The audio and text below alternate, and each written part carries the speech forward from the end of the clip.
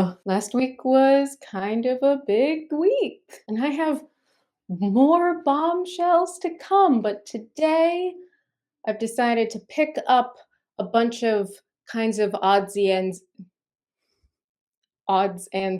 ends, odd, odds and ends, oddsy endsies. We're gonna pick up some odds and endsies. For some reason, I'm also like terribly Cockney. I can't change who I am, and who am I?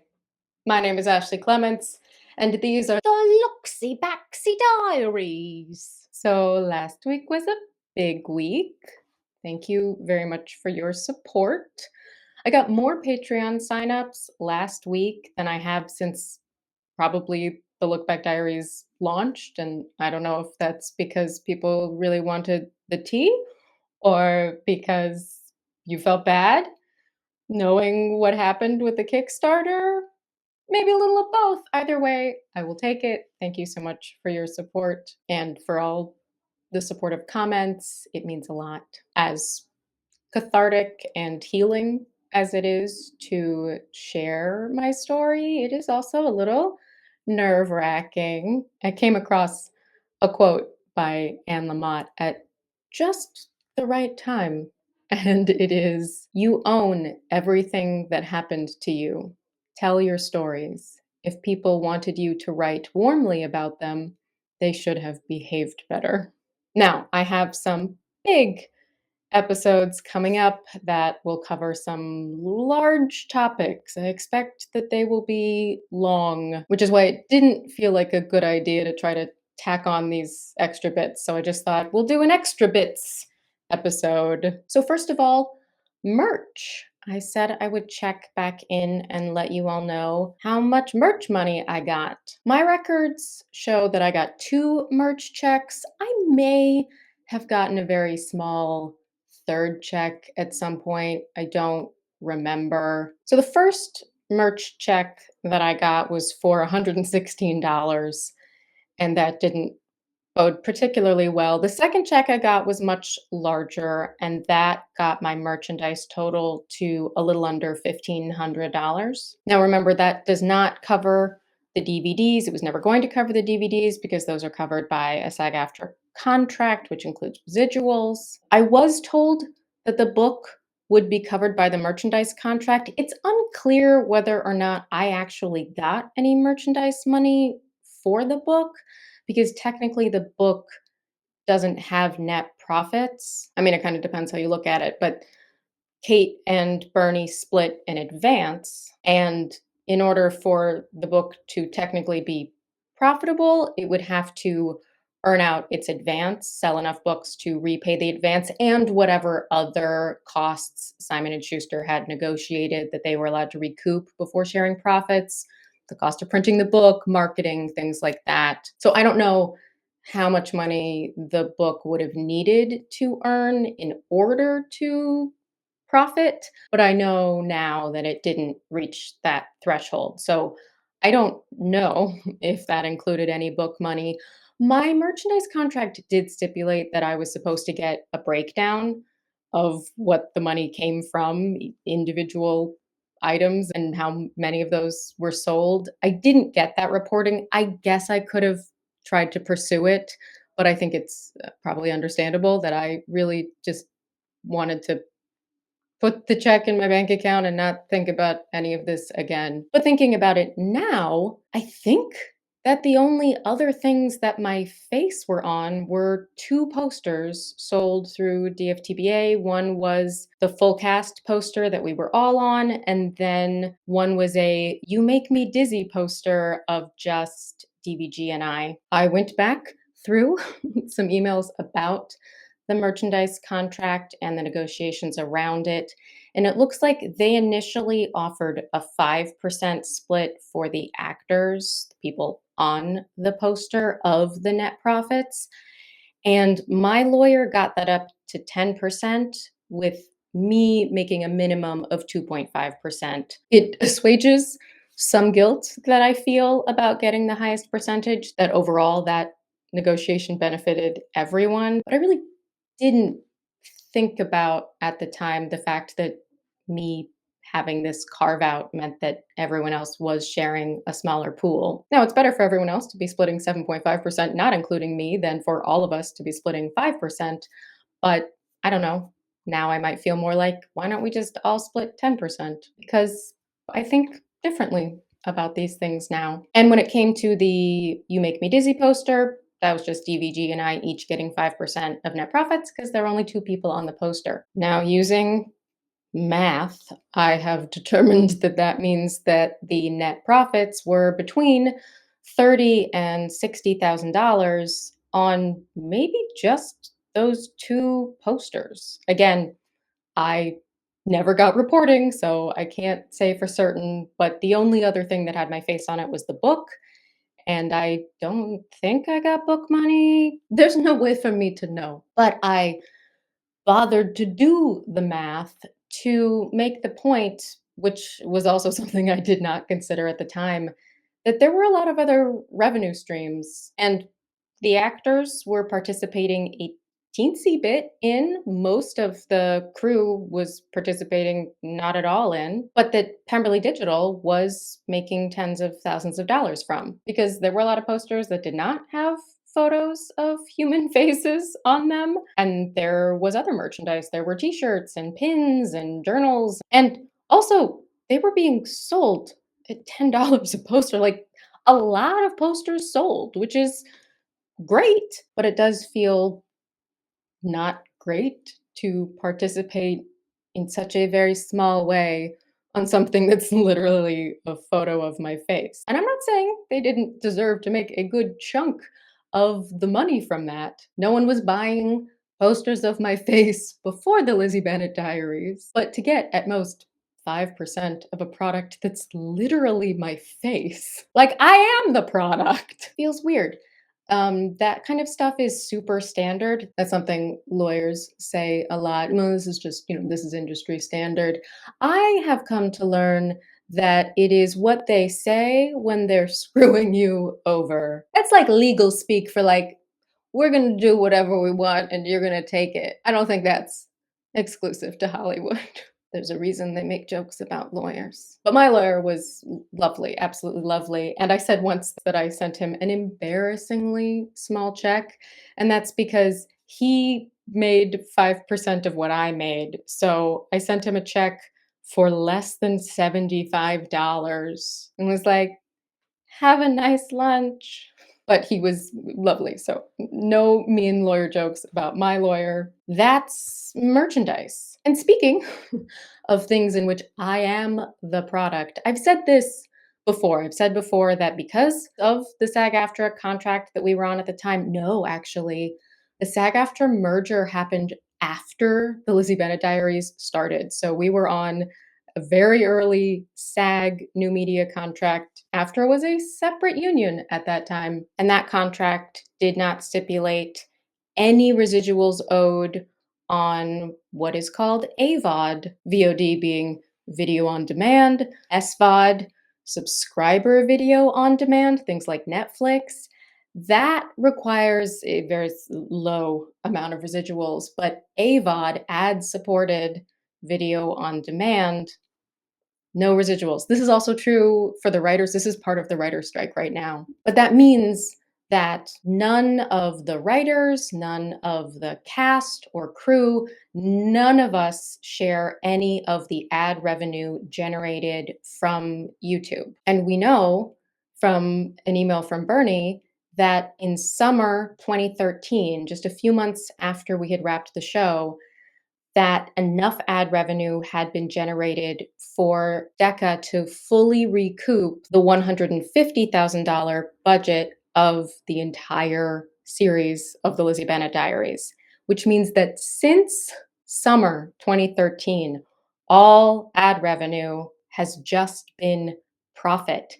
And the number of views since summer 2013 has increased by tens of millions. I don't know what the deal with Decca looks like. Typically, I would expect that to be some kind of split between Decca and Pemberley Digital after Decca had recouped. I don't know if that was in perpetuity or if that ended at any point, but regardless, there are people who are still to this day, currently as we speak, receiving ad revenue for people watching a show that wouldn't exist without me. I mean, it wouldn't exist without a lot of people, but like, again, I am the product. I'm not the only part of the product. I always want to give a lot of credit to the writers, but I'm a big part of the reason why people keep watching that show. That's my face, my voice, my training as an actor, my lived experience, my interpretation of the character, me. I bring a tremendous amount of value to that show, which people continue to enjoy, and I hope that you do. I'm not telling you not to watch it on here because we don't like where the money is going, but the Lizzie Bennet Diaries continues to generate revenue that the majority of the cast and crew does not participate in. It's just not something I had spent that much time thinking about until the last few months. Now I'm thinking about this stuff a lot. But I also forgot about some happier things. I don't remember if I talked about the fact that I went to VidCon in 2014. It was the first time that the book and the DVD were out in the world. It was the first time there was an opportunity to sign those. I was, again, looking through old emails trying to figure out what happened. And there's a lot of places where I think like an email got responded to with a phone call. So I'm not entirely sure what happened. But I think that I was asked to do like a Pemberley Digital panel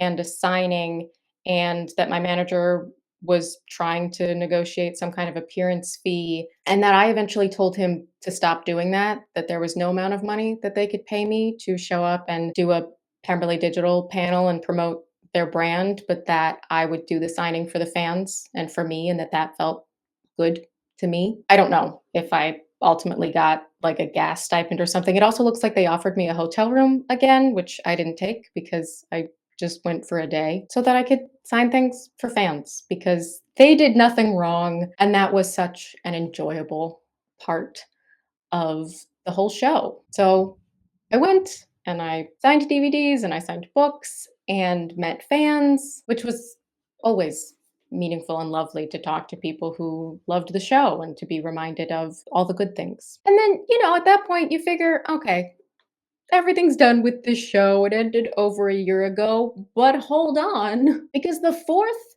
annual Streaming Awards were in September of 2014. Now, the first time that we had gone to the Streamy Awards was in January 2013 when the show was nominated for Best Comedy.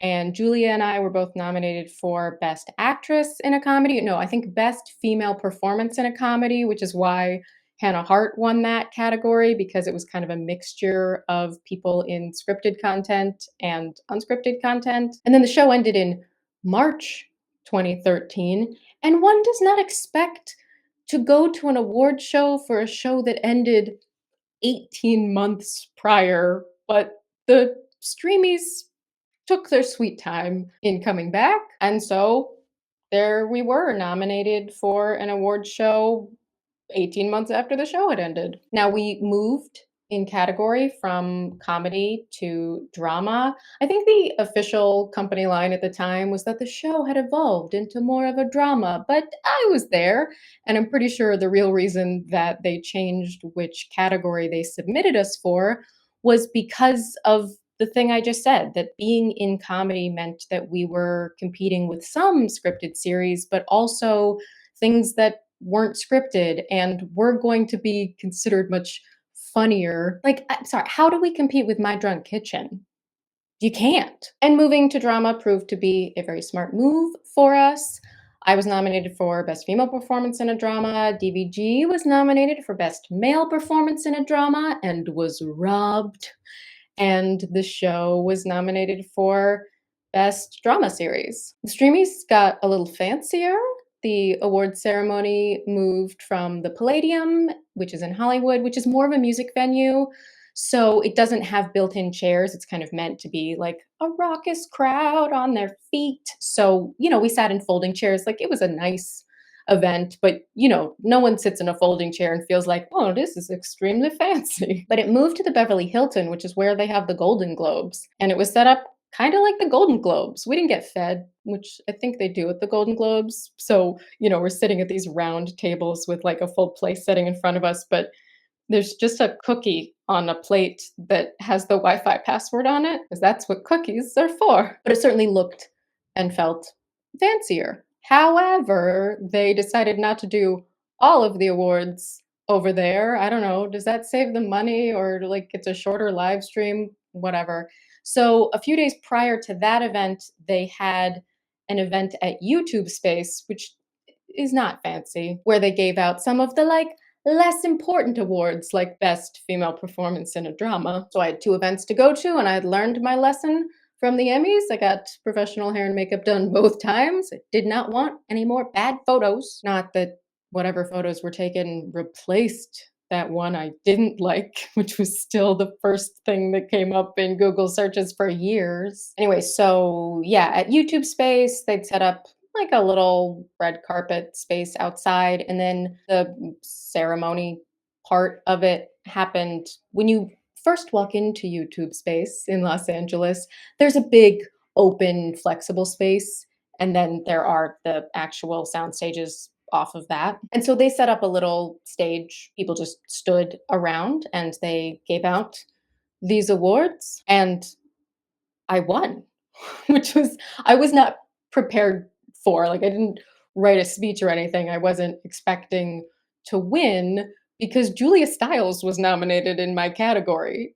Part of me thinks that maybe I won because they knew that Julia Stiles was not going to show up to get her award. But for whatever reason, I will take it. It was exciting. Like, this is silly to me, and like, it's, first of all, it's very poorly made. Like, the base is like a really cheap, lightweight wood that split, not because like I ever dropped it or anything, but just like time, moisture, I don't know.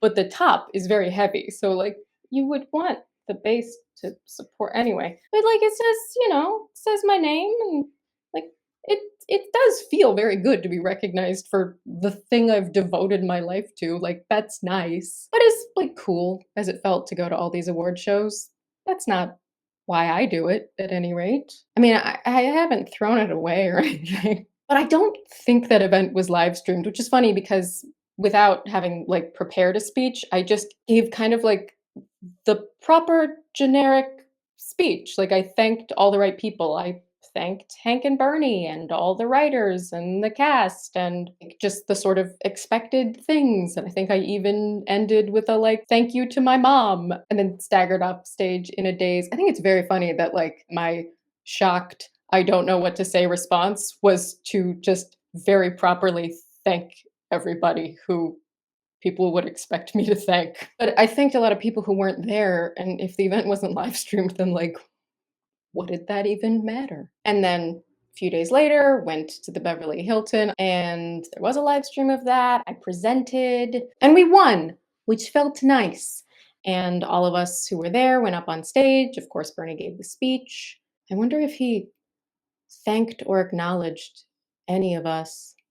I want to say no, because I don't think that he ever did in any of his speeches. Like, that wasn't his MO. And so, there we were, a year and a half after the show ended, still winning awards.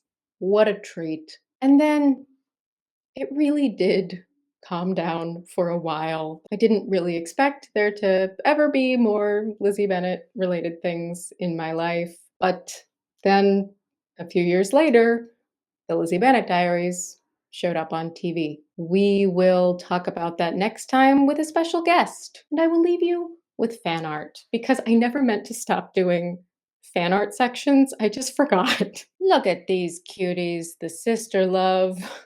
I mean, this really captures, look at that, Lydia being so joyful and hugging Lizzie, and Lizzie being like, I'm being hugged by Lydia.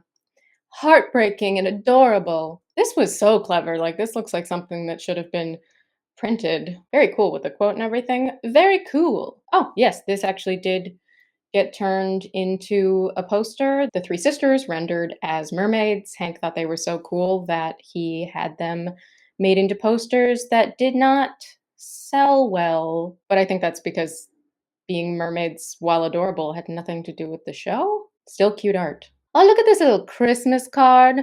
that had everyone this is great, like, look at George being all scowly and gross, and looks like Lydia's spilling on him. Oh, I think that's Kitty Bennett, maybe? I can't tell if that's Kitty Bennett or, like, Dobby the elf, but, we've got Mary lurking in the corner. I'm assuming that's maybe Charlotte and Maria together, Caroline, Jane and Bing, Fitz, Lizzie and Darcy. Super cute. Gigi had not been introduced to the show yet, and George hadn't done all the very terrible things that would mean that he was absolutely not included in a Christmas card. Oh, yeah, I love these little cameo portraits. They feel very Austen-esque, and, those are pretty accurate drawings of our faces. Yes, everything about it. Yep. Aw, cute sisters. Oh, because he's a socially awkward penguin? So cute. Very adorbs. Another Lizzie portrait based on someone else's face, but I did own that dress. This is so cute. I have to zoom in to see what these people are saying. He's, tall, uh-huh, for Jane. What? For Lydia. My VC, Catherine de Bourgh. Is this Catherine de Bourgh? I don't know who that is. Lizzie and Charlotte being best friends. What videos? I'm guessing that's Maria. Yeah, this is Mary and Fitz. The Lee siblings. George over here. Duh, that's Gigi Darcy, but at this point Gigi had been introduced. Okay. Adorbs.